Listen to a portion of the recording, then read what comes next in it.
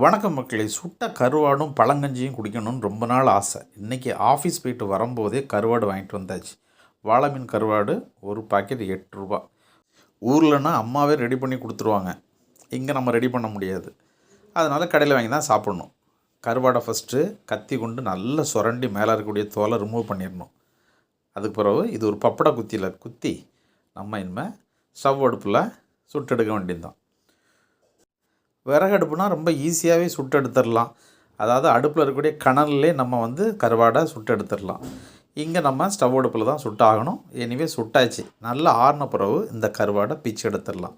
முள் தனியாக சதை தனியாக நல்லா பிச்சு எடுத்துகிட்டு அதுக்கு பிறகு சாப்பிட வேண்டியது.